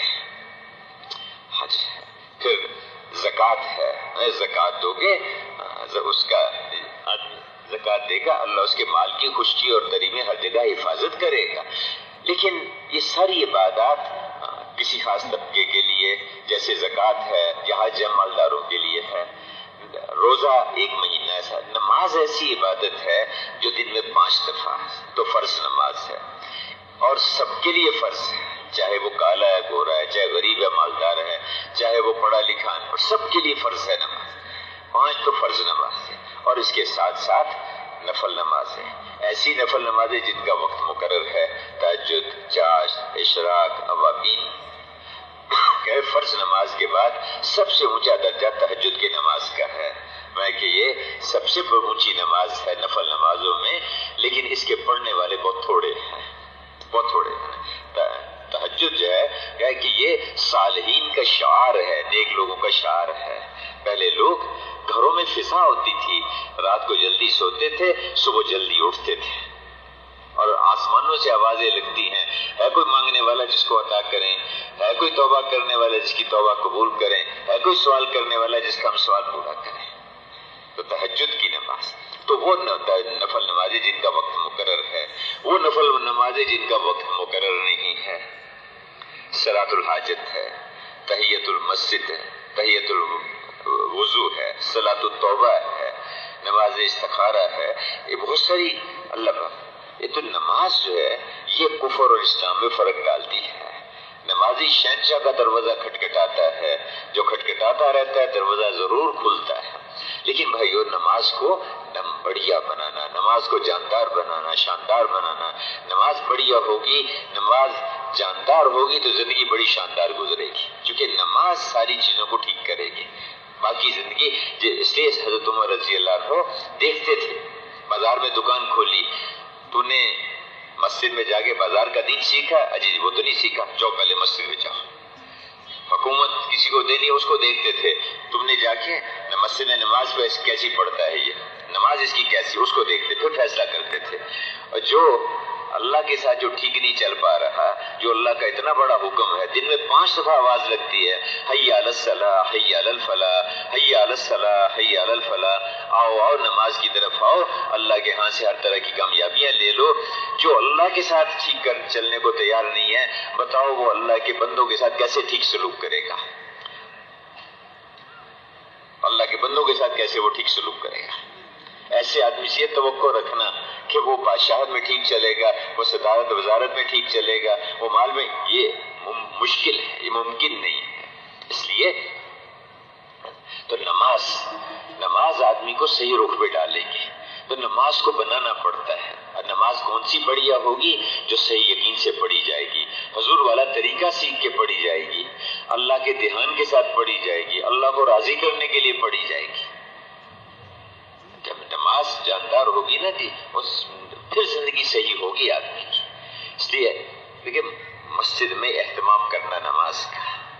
اب آپ آزاد یہاں جمعے کی نماز پڑھی، ہم نے جمعے کی نماز پڑھی، اللہ اکبر۔ جمعے کی نماز میں جو جتنا امام کے قریب ہو کے بیٹھتا ہے، قیامت کے دن جو خطیب کے قریب ہو کے بیٹھتا ہے، وہ قریب ہو کے وہی بیٹھے گا جو پہلے آئے گا۔ قیامت کے دن اس کا اللہ کے ہاں وہی مقام ہوگا، اللہ کے وہی مقام ہوگا جتنا وہ دنیا میں جمعے کی نماز میں امام کے قریب ہو کے بیٹھتا ہے۔ جو پہلے آتا ہے صدقہ، اونٹ صدقہ کرنے کا ثواب لیتا ہے، جو اس کے بعد آتا ہے اس کو گائے صدقہ کرنے کا، اس کی قربانی کا ثواب، اس کے بعد آتا ہے تو اس کو بکرے کا ثواب، اس طرح اجر کم ہوتا چلا جاتا ہے میرے بھائیوں۔ اور پھر نماز کے بعد جب دوسری نماز کے انتظار میں بیٹھا رہتا ہے تو یہ تو اس کے گناہوں کو مٹا دیتا ہے۔ فرشتہ ہے جو نماز کے انتظار میں ہوتا ہے، ایسے جیسے وہ نماز ہی میں ہے، اور نماز کے بعد اپنی جگہ بیٹھا رہے گا تو فرشتہ کہتا ہے کہ دعائیں دیتا ہے، اللہ اس پہ رحم فرما، اس کی مغفرت فرما، اللہ اس کی مغفرت فرما، اس پہ رحم فرما۔ تو مسجد میں آ جانا یہ تو اللہ کا مہمان بن گیا۔ جو دن میں 5 دفعہ مسجد میں آ جاتا ہے، 5 دفعہ اللہ کی ذمہ اس کی مہمانی ہو جاتی ہے کہ یہ میرا مہمان ہے۔ اب بتاؤ میرے بھائیو، ہمارے پاس جو مہمان کوئی آ جائے، جیسا تیسا غریب آدمی بھی ہوگا، تو بتاؤ اس کے ساتھ کیسا سلوک کرے گا؟ سب سے اچھا اس کو کھلائے گا، بھائی تصویر نہ بناؤ بھائی، سب سے اچھا سلوک اس کے ساتھ کرے گا، سب سے اچھا کھانا اس کو دے گا، سب سے اچھا بستر اس کو دے گا۔ اور جو اللہ کے مہمان ہوں گے، جو دن میں 5 دفعہ مسجد میں آ گیا، اللہ پاک کا وہ مہمان 5 دفعہ بن گیا، اللہ کے ذمہ اس کی مہمانی ہو گئی۔ جس کو مسجد کا عادی دیکھو، اس کے ایماندار ہونے کی گواہی تو مسجد میں کہ جو مسجد میں آ جاتا ہے وہ اللہ کا پڑوسی بن جاتا ہے۔ قیامت کے دن اللہ پاک اعلان فرمائے میرے پڑوسی کہاں ہیں، میرے پڑوسی کہاں ہیں، ان کو بلاؤ۔ فرشتے پوچھیں گے اللہ آپ کے پڑوسی کون لوگ ہیں؟ مسجدوں کو آباد کرنے والے، مسجدوں کو آباد کرنے والے، یہ ہمارے پڑوسی ہیں۔ اللہ کا شکر ہے کراچی میں بہت اچھی فضا ہے، بہت اچھی فضا ہے۔ بعض مسجدوں میں نماز پڑھنے کا موقع ملتا ہے، یعنی خوشی بھی ہوتی ہے، حیرت بھی ہوتی ہے کہ ماشاءاللہ 3 دفعہ نماز ہوتی ہے وہاں پر، کہ وہ نمازی ماشاءاللہ اتنے ہیں، اللہ جزائے خیر دے، لیکن اس پہ 100% اس پر آ جائے ہر آدمی۔ تو 5 وقت کی نماز کا اہتمام کرنا۔ اور میرے بھائیوں، جو مسجدوں میں کثرت سے آتے ہیں نا جی، فرشتے ان کے ہم نشین ہو جاتے ہیں، بیمار ہوتے ہیں فرشتے ان کی عیادت کو جاتے ہیں، کسی کام کو نکلتے ہیں فرشتے ان کی مدد کرتے ہیں۔ ایک ہے اپنی تدبیروں سے کام کرنا، کاروبار کرنا، ایک ہے فرشتوں کی مدد سے کام کرنا۔ صحابہ میں سے ایک صحابی تھے، ان کا نام ہی تھا حمامۃ المسجد، مسجد کا کبوتر، مسجد کا کبوتر، اتنا وہ مسجد میں رہتے تھے۔ یہ اوپر کبوتر پھرتے ہیں نا جی، یہ مسجد کے کبوتر، اس طرح وہ ہر وقت مسجد میں ہوتے تھے۔ تو میرے بھائیو دوستو، نماز کا اہتمام کرنا، اور گھروں میں بھی ہماری بچیاں، ہماری مستورات، وہ بھی نماز کا اہتمام کریں۔ جس گھر میں میرے بھائیو قرآن پاک کی تلاوت ہوگی اور نمازوں کا اعمال کا اہتمام ہوگا، اس گھر میں آسمانوں سے برکتیں اترتی ہیں، شیاطین نکل جاتے ہیں وہاں سے، اور جب شیاطین نکلتے ہیں تو اپنے ساتھ بہت ساری خرابیاں بھی لے کے نکل جاتے ہیں۔ گھروں کے اندر پھر محبتیں ہوتی ہیں، آپس میں جوڑ ہوتا ہے، اور اس لیے ہر گھر میں ہر آدمی نماز کا اہتمام کرنا ہے۔ کہ ایک آدمی نماز نہیں پڑھتا یا نماز اس کی چھوٹ گئی، ایک نماز چھوٹ گئی، یہ نقصان کے اعتبار سے ایسے ہے جیسے اس کے بیوی بچے، کاروبار، مال و متاع سب چھن گیا، سب لٹ گیا۔ ہمارے بچپن میں ہمارا جو آبائی جو محلہ تھا لاہور میں، اس میں ایک آدمی وہاں ادھر ادھر پھیرا کرتا تھا، بال بڑے بڑے سے، اور بالکل کبھی کاغذ اٹھا کے، کچرے سے اٹھا کے ان کو جو جیبوں میں ڈالنا شروع کر دے، کبھی جو ہے وہ اپنے کچرا اٹھا کے وہ اپنے بدن پہ، بالکل یعنی جیسے پورا پاگل تھا۔ تو غالباً سعید اس کا نام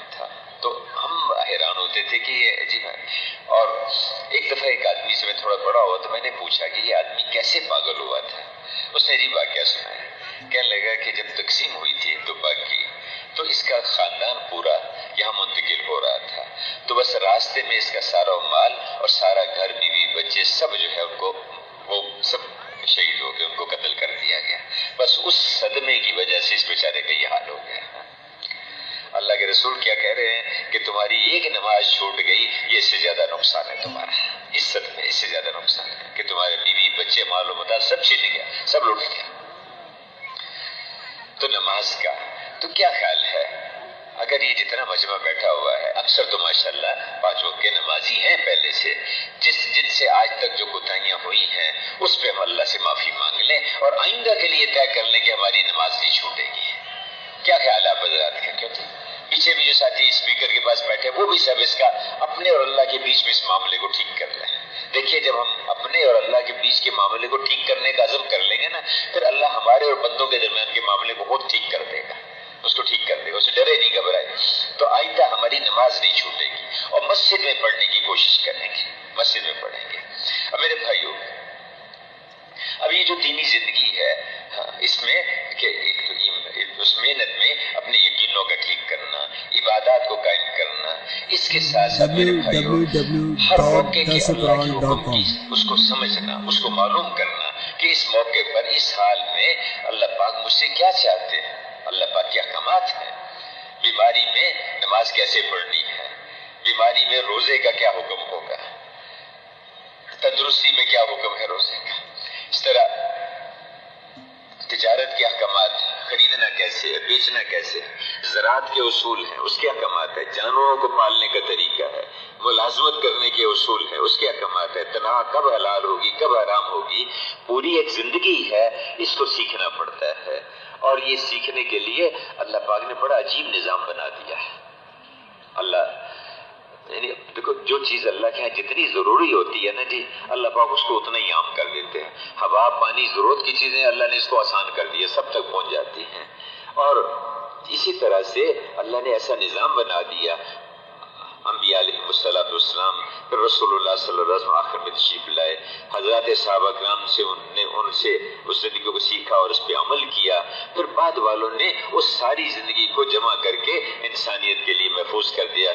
اللہ ان کی قبروں کو نور سے بھرے. ان سارے فقہاء کرام نے, علماء کرام نے بہت ساری اس پہ محنتیں کی. ایک ایک چیز کو انہوں نے اس کو واضح کر کے امت کے لیے رکھ دیا.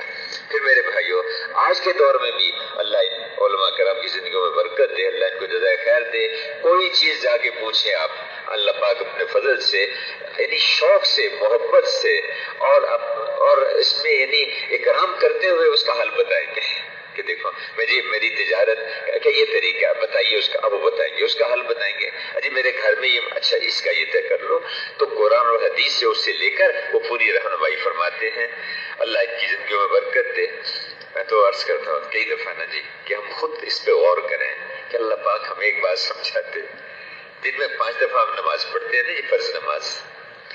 اب جب نماز کھڑی ہوتی ہے تو کیا ہوتا ہے, اجی ڈاکٹر صاحب آپ ذرا پیچھے ہو جائیں, اجی اچھا وزیر صاحب آپ بھی تھوڑا پیچھے ہو جائیں, بریگیڈیئر صاحب آپ بھی ذرا پیچھے ہو جائیں, مولانا آپ آگے تشریف لائیے, حافظ صاحب آپ آگے تشریف لائیے. کون آگے ہے کون پیچھے ہے یہ اللہ بتاتے ہیں ہمیں 5 وقت کی نماز میں. کن سے پوچھنا ہے, کن کے اشارے پہ چلنا ہے, اللہ اکبر ان کے اشارے پہ, اللہ اکبر ان کے اشارے پہ چلتے, ان کے اشارے پہ, ان سے پوچھ کے چلنا. میرے بھائیو یہ جتنے بھی احکامات یہ بتاتے ہیں ان کی حیثیت ایسے ہے جیسے بدن میں روح کی حیثیت ہوتی ہے. بدن میں روح ہے نا جی, روح کو نکل جاتی ہے تو بدن آہستہ آہستہ کچرے کا ڈھیر بن جاتا ہے, کیڑے مکوڑے گندگی اس میں پیدا ہوگی. اور ورنہ اگر رکھیں گے اس کو مٹی میں دفن کرنا پڑتا ہے, یہ رہنے کے قابل نہیں رہتا. اسی طرح سے زندگی کے جتنے شعبے ہیں اگر ان کے متعلق اللہ کے احکامات ہوں گے تو ایسے جیسے جسم زندہ ہے, اور اگر احکامات سیکھے بغیر شعبے چلیں گے تو پھر یہ پریشانیوں کا ذریعہ بنیں گے, اور خود بھی پریشان ہوں گے, ان کو چلانے والے اور بھی اوروں کو بھی یہ پریشان کریں گے. اس لیے جا کے علماء سے پوچھ کے چلنا. اب یہ جو پوچھنے کے لیے جائیں گے تو کتنی بڑی بات ہے کہ فرشتے ان کے اعزاز میں پر بچھائیں گے, مچھلیاں ان کے لیے دعائیں کریں گی, چیونٹیاں ان کے لیے دعا میں لگ جائیں گی, پرندے ان کے لیے دعا میں لگ جائیں گے. بات ہے. تو ہم ہر چیز علماء سے پوچھ کے چلیں، علماء کرام سے پوچھ کے زندگی گزاریں. تو اس کا کریں گے نا جی اہتمام ہر ساتھی. دیکھیے ہم تجارت ہے اس کے متعلق جا کے پوچھیں. جب ہم پوچھ کے تجارت کریں گے صحیح یقین سے حضور کے طریقے سے کریں گے تو یہ تاجر انبیاء اور صدیقین کے ساتھ اس کا حشر ہوگا.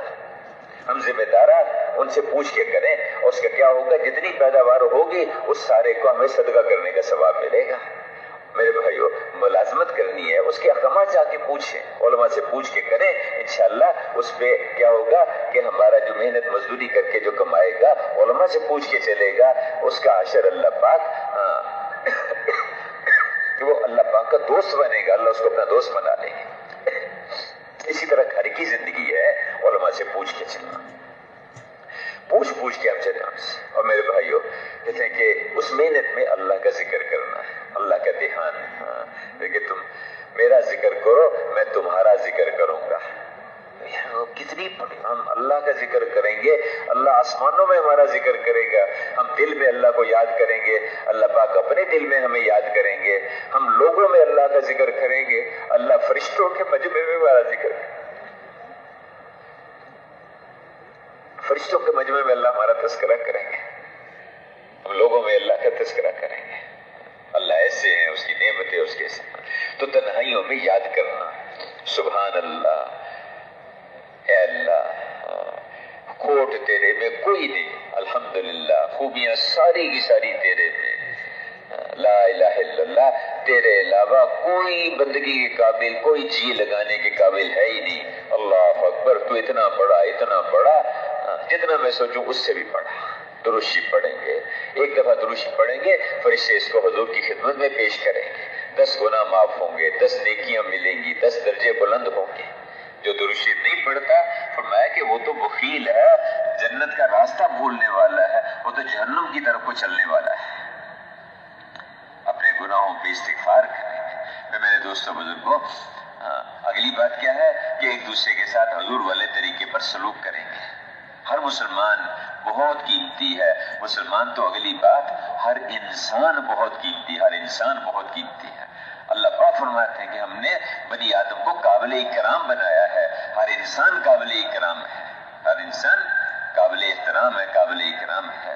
پھر میرے بھائیو، وہ مسلمان تو اس کا تو ایک مسلمان جب تک دنیا میں موجود ہے قیامت نہیں آئے گی، یہ دنیا کا نظام چلتا رہے گا. ہر مسلمان کو ہلکا سمجھنا، مسلمان کو، یہ تو بڑے نقصان کی بات ہے. دیکھیں 3 آدمی ایسے ہیں جن کا اعزاز اللہ کا اعزاز ہے. بوڑھا مسلمان ہے، کوئی عالم ہے، کوئی عادل حاکم ہے، ان کی عزت کرنے ایسے جیسے اللہ پاک کی عزت کر رہے ہوتے، ان کا اعزاز کرنا. تو ہر مسلمان کا کوئی عمر میں بڑا ہوگا، کوئی درجے میں بڑا ہوگا، کوئی میرے بھائیو علم میں بڑا ہوگا، ان کی اس نوعیت کا لحاظ رکھتے ہوئے ان کے ساتھ سلوک کرنا. ہر مسلمان کو اپنے سے بہتر سمجھنا کہ جو اللہ کے لیے تواضع اختیار کرتے ہیں اللہ پاک ان کو عزت عطا فرماتے ہیں.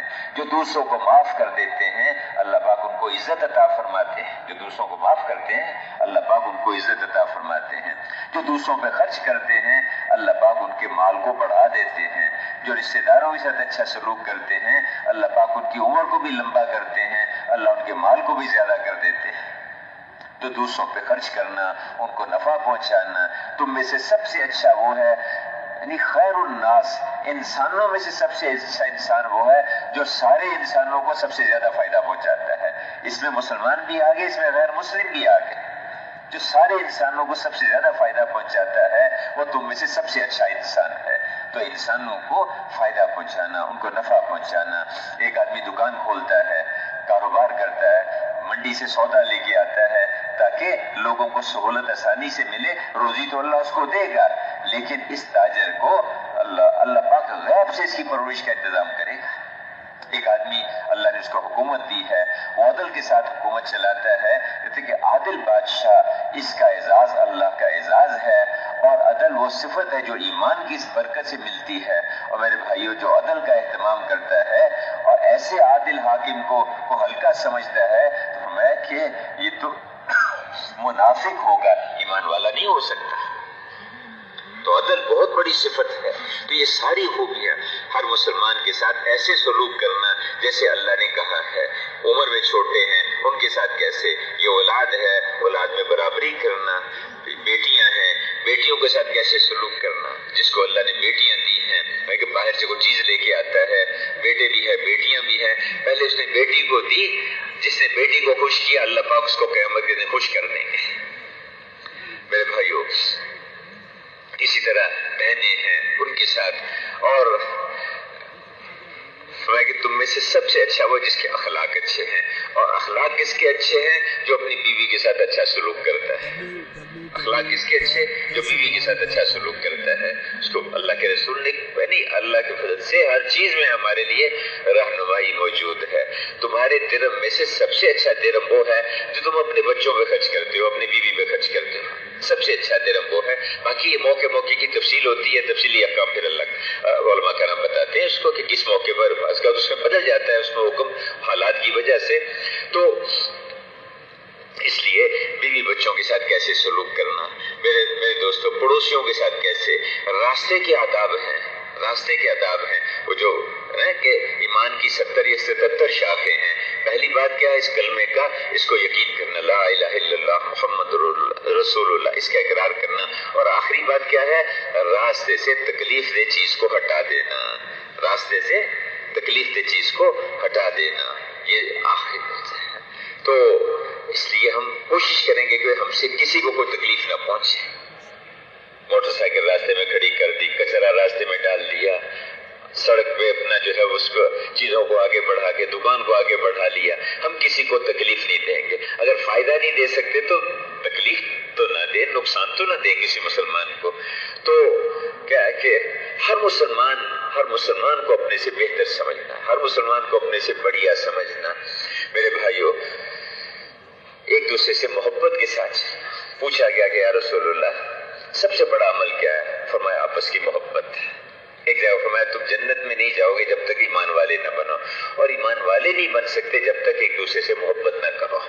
اور اسلام کی بنیاد پر ایک دوسرے سے سلوک کرنا، قوم، علاقہ، زبان، پیشہ، یہ سب تعارف کے درجے کی چیزیں ہیں۔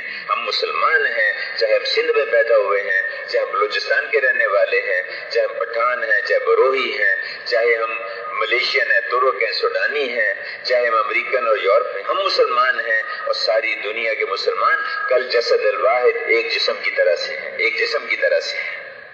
یہ سب تعارف کے لیے ہیں۔ تو اور قیامت کے دن اس پہ فیصلہ ہوگا تقوی پر، کون اللہ کو زیادہ راضی کر کے گیا، کون اللہ کے رسول کے طریقوں پہ زندگی گزار کے گیا۔ اور اگلی چیز کیا میرے بھائیوں؟ وہ زندگی گزارنی جس پہ ہمارا رب ہم سے راضی ہو جائے۔ اللہ کا راضی ہو جانا یہ سب سے بڑی بات ہے، سب سے بڑی چیز ہے، اللہ کا راضی ہو جانا۔ جو ہر وقت اس فکر میں رہتے ہیں کہ میرا اللہ مجھ سے راضی ہے یا ناراض ہے، میرا رب مجھ سے راضی ہے یا ناراض، ہر وقت اس فکر میں رہتے ہیں مجھے تو اللہ کو راضی کرنا، مجھے تو اللہ کو راضی کرنا۔ اندر ان کی یہ جذبہ ہے، ہر وقت اس کی سوچ میں ہوتے ہیں کہ میں وہ عمل کروں جس سے میرا رب راضی ہو جائے، میں اس طرح سے کروں جس سے میرا اللہ راضی ہو جائے۔ تو کیا ہوگا کہ ایسے لوگ، ان کی وجہ سے دنیا میں ہدایت کی روشنی پھیلے گی، ہدایت کا نور پھیلے گا ان کی وجہ سے، اور بڑے بڑے فتنوں کو اللہ ایسے لوگوں کی وجہ سے دور فرما دیں گے جن کے اندر یہ بات ہے کہ مجھے تو اپنے رب کو راضی کرنا ہے۔ اللہ راضی ہو گیا، کیا پہلے لوگ کہا کرتے تھے رب راضی جگ راضی، رب راضی جگ راضی۔ اگر اللہ کو راضی کرنے کے لیے ساری دنیا بھی ناراض ہوتی ہے تو ہمیں اس کی پرواہ نہیں ہوگی۔ ایک وقت آئے گا کہ جس مخلوق کو اللہ کو راضی کرنے کے لیے جس مخلوق کو ناراض کیا تھا اللہ اس کو بھی راضی کر دے گا۔ اللہ خود تو راضی ہو گئی، اور جو اللہ کو ناراض کرتا ہے مخلوق کو راضی کرنے کے لیے، مخلوق کی وجہ سے اللہ کو ناراض کرتا ہے، تو ایک وقت آتا ہے تو بھی اس کو دھکے دیتی ہے، یہ بھی اس کو نکالتی ہے۔ میرے بھائیوں، تو اللہ کو راضی کرنا ہے۔ اور پھر میرے بھائیوں اگلی گزارش ہے، یہ جو 6 نمبر ہے نا جی، دیکھیے بہت بڑی بات ہے یہ 6 نمبر۔ یہ معمول آپ نے بات ساتھی سمجھتے کہ تبلیغ کا کوئی اس کا عنوان ہے، نہیں۔ آپ بتائیے کہ ایمان کے بغیر آدمی جنت میں کیسے جائے گا؟ ایمان کے بغیر آخرت کی کامیابیاں کیسے اس کو ملے گی؟ نماز کفر اور اسلام میں فرق ڈالتی ہے۔ اچھا، علم اگر نہیں ہوگا چیزوں کا، صحیح علم کے ساتھ نہیں چلے گا، تو بتاؤ جہنم سے کیسے بچے گا، جنت میں کیسے جائے گا؟ ایک دوسرے کا اگر حق ادا نہیں کریں گے تو نتیجہ کیا ہوگا؟ کہ دوسروں کے گناہوں کی وجہ سے یہ جہنم میں جائے گا اگرچہ بہت ساری نیکیاں کی ہوں گی. اخلاص نہیں ہوگا تو بڑی بڑی نیکیاں کی, اللہ کے راستے میں جان بھی بظاہر دے دی اس نے, مال بھی اس نے جو ہے اپنا صدقہ کیا, خرچ کیا, علم بھی لوگوں کو سکھایا, لیکن اخلاص نہ ہونے کی وجہ سے پھر بھی جہنم میں جائے گا. تو یہ معمولی چیزیں نہیں ہیں, اس کے بغیر آخرت کی کامیابیاں نہیں ملیں گی, نہ دنیا کی ملے گی. اس لیے 6 نمبر, یہ 6 صفات بار بار ان کے تذکرے کرنا اور ان کو اپنے اندر لانے کی کوشش کرنا اور سب کو اس کے اوپر لانا, یہ بنیاد اور جڑ ہے. اس سے پھر اگلا پورا دین وجود میں آتا چلا جاتا ہے, باقی پورا دین بھی اس سے وجود میں آئے گا. اب میرے بھائیو, ان 6 صفات پہ ہم آئے اور پوری امت اس پر آئے. یہ اللہ نے ہمیں آپ کو ایک محنت عطا فرمائی ہے, اللہ کا کرم ہے. میں نے شروع میں عرض کیا کہ ہم اس محنت کو سیکھنا چاہتے ہیں. اس محنت کے اعمال میں سے یہ ہے, یہ سارے اعمال ہیں, اس کے 6 نمبر ہیں. اور اللہ نے اس امت کو اس محنت کے لیے چنا ہے, اس کے لیے بھیجا ہے. اللہ نے ہمیں تجارت ذمہ داری کے لیے نہیں بھیجا. حضور نے فرمایا, جس کا مفہوم ہے کہ مجھے اللہ نے تاجر اور زارع بنا کر نہیں بھیجا, مجھے اللہ نے داعی اور مبلغ بنا کے بھیجا ہے. اس امت کو دعوت والی ذمہ داری دی گئی ہے, اس کے لیے اس کو دنیا میں پیدا کیا گیا, اس کے لیے اس کو بھیجا گیا ہے. جب ہمارے یہاں بچہ پیدا ہوتا ہے تو پہلا کام کیا ہے, اس کے کان میں کیا جی اذان دیتے ہیں. اور اذان کیا ہے, یہ مکمل دعوت ہے, مکمل دعوت ہے. اس ایمان کی آواز اللہ اکبر, اللہ اکبر, اشہد ان لا الہ الا اللہ, اللہ سے ہوتا ہے, اللہ کے غیر سے, اللہ کے ارادے کے بغیر نہیں ہوتا.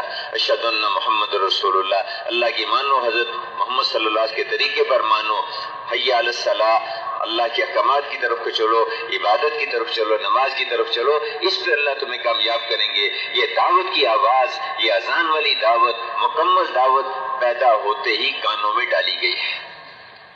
میرے بھائیو, ہمارا تو بچہ جو اس کو اللہ نے, جس کو حضور کی امت میں پیدا فرمایا ہے, اللہ نے حضور کا امتی اس کو بنایا ہے, اس کو اللہ پاک نے اس کام کے لیے چنا ہے, اس کام کے لیے اللہ نے چنا ہے. تم بہترین امت ہو, تمہیں اقوام عالم کے لیے بھیجا جا رہا ہے, اور تمہاری ذمہ داری ہے کہ ان پر ایسی محنت کرو, ان کو نیکی کی طرف دعوت دو اور برائی سے منع کرو, اور ان پر محنت کر کے ان کو جنت کے دروازے پہ لا کھڑا کرو. یہ تمہارا کام, تمہاری ذمہ داری ہے. اس امت کو اللہ نے اس کے لیے چنا ہے. میرے بھائی اور دوستو, ہم سے چوک ہوئی ہے, غلطی ہوئی ہے کہ ہم نے اس کام کو اپنا کام نہیں سمجھا, اس کو اپنی ذمہ داری نہیں سمجھا. دنیا بھر میں جو پریشانیوں کے حالات بنے, اس میں ہمارا بہت بڑا قصور ہے کہ جس کام کے لیے اللہ نے ہمیں بھیجا تھا, ہم نے اس کام کو کام نہیں بنایا.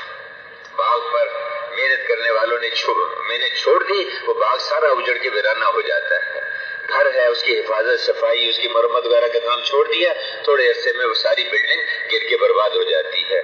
میرے بھائیو, یہ دین اور دینی زندگی بڑی قربانیوں سے وجود میں آئی تھی, اس کے لیے محنتیں ہوئی تھی, اس کے لیے جانیں لگی تھی, لیکن ہم سے چوک ہوئی کہ ہم نے اس محنت کو اپنی محنت نہ سمجھا.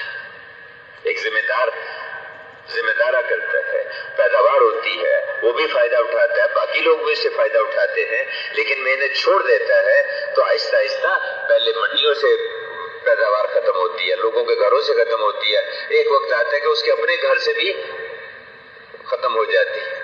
میرے دوستو اور بھائیو اور بزرگوں, اللہ نے ہمیں اس محنت کے لیے چنا.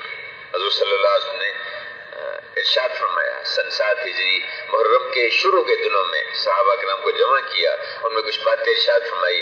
میں کہ دیکھو, میں اللہ کا پیغمبر ہوں, میں رسول رب العالمین ہوں, میں اللہ کا پیغام ساری دنیا کے انسانوں تک پہنچانا چاہتا ہوں. اے لوگوں, تم اللہ پر بھروسہ کر کے میرے اس پیغام کو ساری دنیا کے سلاطین تک پہنچا دو. اے لوگوں, تمہاری زندگی اور تمہارا وجود اللہ کے دین کو دنیا میں پھیلانے کے لیے وقف ہونا چاہیے. ہم تو اس کے لیے وقف ہیں, اللہ نے اس لیے ہمیں پیدا کیا ہے. میرے بھائیو, اب تک جو اس پہ چوک ہوئی, کمی ہوئی, اس پہ ہم اللہ سے معافی مانگے, توبہ کریں, استغفار کریں. اور یہ سب سے بڑا قصور ہے جو امت سے ہوا ہے.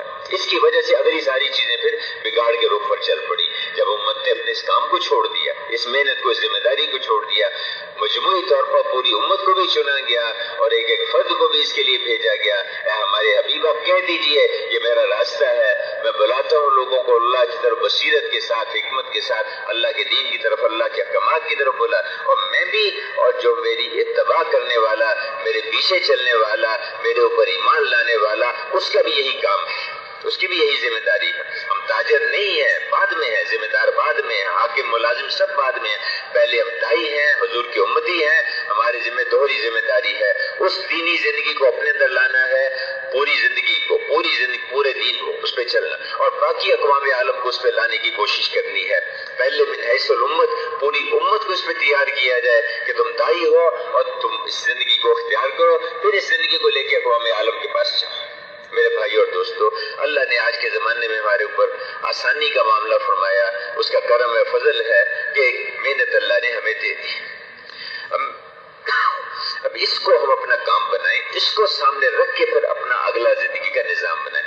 اس میں سے وقت بچے تو اور چیزوں کو بھی دیکھ لیں، ورنہ میرے اس کو یعنی جو ضرورتوں کا پورا کرنا ہے نا، آج اسی کو کام سمجھ لیا گیا کہ میرا کھانے کا کیا بنے گا، میرے کپڑے کا کیا بنے گا. بھائی میرے دوستوں بزرگوں، وہ تو اللہ نے اپنے ذمہ لے رکھا ہے کہ تمہاری روزی آسمانوں میں ہم نے وعدہ کر رکھا ہے تمہیں ملے گی. جو دنیا میں آیا ٹھیک ہے، تھوڑی بہت مشقت کے حالات ضرور آتے ہیں، پر ہم تو اس کام کو اپنا کام بنائیں، اس کو اپنی ذمہ داری سمجھے، اس میں سے وقت نکال کے ٹھیک ہے تھوڑا بہت باقی چیزوں کو بھی دیکھ لیں. اللہ پاک انشاءاللہ چھوٹے چھوٹے نقشوں سے بڑی بڑی کامیابیاں لے کے آئے گا. بغیر نقشوں کے اللہ پاک کامیاب کرے گا. اور جو اس کام کو اپنا کام بنا کے، اس کو اپنی محنت بنا کے چلیں گے، ان کے مقابلے پر جو بھی آئے گا اللہ پاک اس کو ناکام کرے گا. اس لیے ہماری درخواست ہے کہ آپ حضرات کو اللہ جزائے خیر دے، جو جتنے وقت کے لیے بھی آئے. آپ حضرات کو ماشاءاللہ کچھ اجتماع میں کچھ جماعتیں بنا کے آپ لائے ہیں، مسجد وار جماعتیں بنائی ہوں گی، 4 مہینے کی، سال کی، 7 مہینے کی جماعتیں. اصل تو یہ تو ایک ترتیب ہے، ورنہ ہم ہیں اس کام کے. اچھا تو یہ ہے کہ ہم میں سے ہر ایک یہ فیصلہ کرے کہ میں تو اس محنت کا، اس کام کا ہوں، مجھے جہاں چاہے بھیج دو، مشورے کے ساتھ جب چاہے، جتنے وقت کے لیے، جس حال میں مجھے کہو میں اس کے لیے تیار ہوں. کیا خیال ہے اگر ہم اس کا اللہ سے اپنے آپ کو قبول کروا لیں؟ ایک ایسے روزہ کے لیے اللہ سے مانگنا، چلے کے لیے مانگنا 4 مہینے، ایک ہے کہ اللہ تو ہم سے ساری دنیا میں کام لے لے. لیکن یہ تب ہوگا جب اندر سے ہم یہ فیصلہ کریں گے کہ میں تو ہوں ہی اس کام کا. ہم تو اس کام کے تقاضوں کو دیکھیں گے، جہاں کی آواز لگے گی، جتنے وقت کا کہا جائے گا، جس کے ساتھ جس حال میں ہم اس کے لیے تیار ہوں گے. پہنچنا یہاں تک ہے. ابتدا اس کی یہ ہے کہ 4 مہینے لگا لیں. تو جن بھائیوں نے ابھی تک 4 مہینے نہیں لگائے، وہ تو نیت کریں کہ ہم اجتماع سے انشاءاللہ ابھی سے 4 مہینے کے لیے تیار ہیں. اس لیے سے کہ ہم نے ساری دنیا میں جانا ہے، دنیا کو پلٹنے کے لیے جانا ہے، اللہ اور اللہ کے رسول کی طرف، آخرت کی طرف موڑنے کے لیے جانا ہے. ایسے بھائی ذرا کھڑے ہو کے اظہار فرما دیں، کون کون بھائی 4 مہینے کے لیے تیار